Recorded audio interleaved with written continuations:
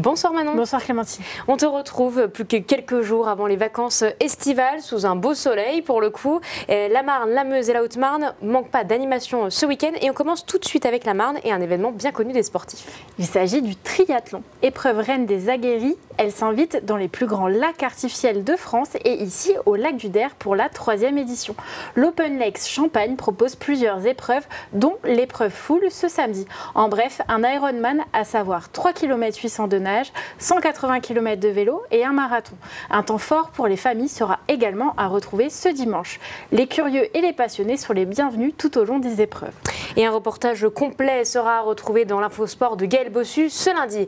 On quitte le sport pour un événement plus historique et là c'est aux archives départementales de la Meuse. Tout à fait, depuis le début du mois de mai, la résistance meusienne est représentée aux archives départementales de la Meuse. Pendant plusieurs mois, les passionnés d'histoire peuvent découvrir cette exposition qui retrace la résistance dans le département de la Meuse du début de la guerre jusqu'à la fin de la Seconde Guerre mondiale et la Libération. Cette exposition est racontée au grand public pour les 80 ans de la Libération. Durant cette Seconde Guerre mondiale, on comptait entre 3000 et 3500 résistants dans le département. Regardez. Il y a 85 ans, la Meuse et les différentes régions françaises étaient envahies par l'Allemagne nazie. Très rapidement, une résistance s'est formée dans le département meusien. La toute première vient de la ville de Vaucouleurs, avant de s'étendre à Verdun ou encore Bar-le-Duc. Dans cette exposition, aux archives départementales de la Meuse, un casque d'un soldat nazi ou encore un registre des résistants meusiens, une manière d'évoquer les grandes parties de la résistance départementale, mais surtout de mettre en avant quelques figures emblématiques.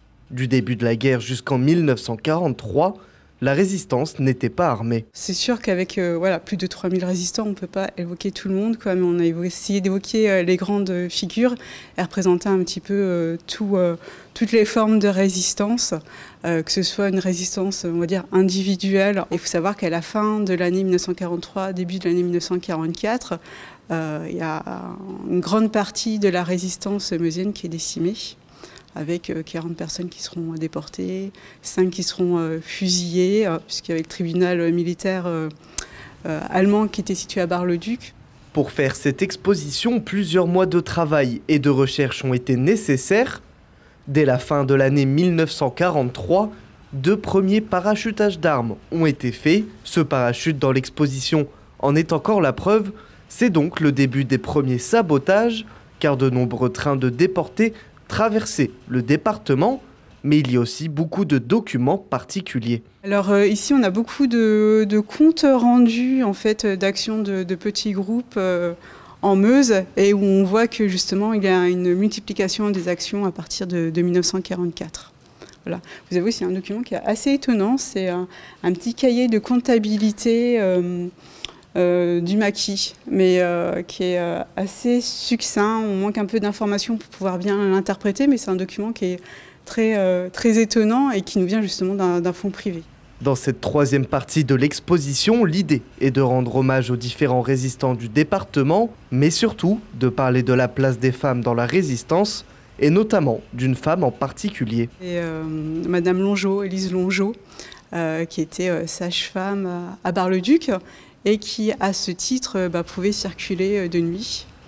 Et elle a participé notamment au parachutage de 1943.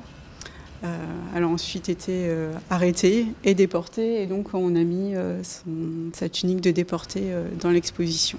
À la fin de la guerre, seulement 1000 résistants ont été reconnus administrativement. Cette exposition est visible jusqu'au 21 septembre.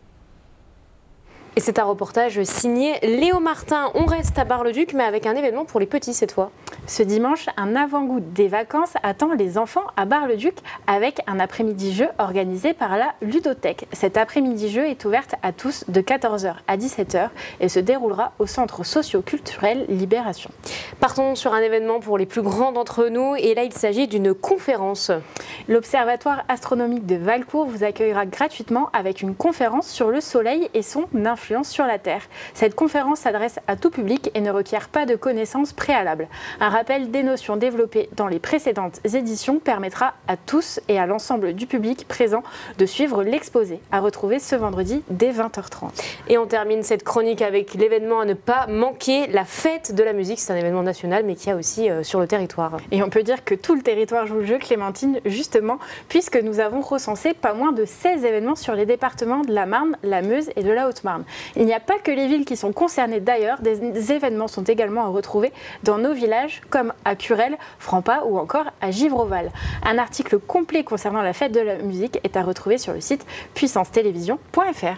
Merci Manon pour toutes ces idées de sortie. En attendant, n'oubliez pas, il y en a encore d'autres dans l'agenda ou sur notre site internet et notre application. Bonne soirée Manon. Merci Clémentine, bonne soirée.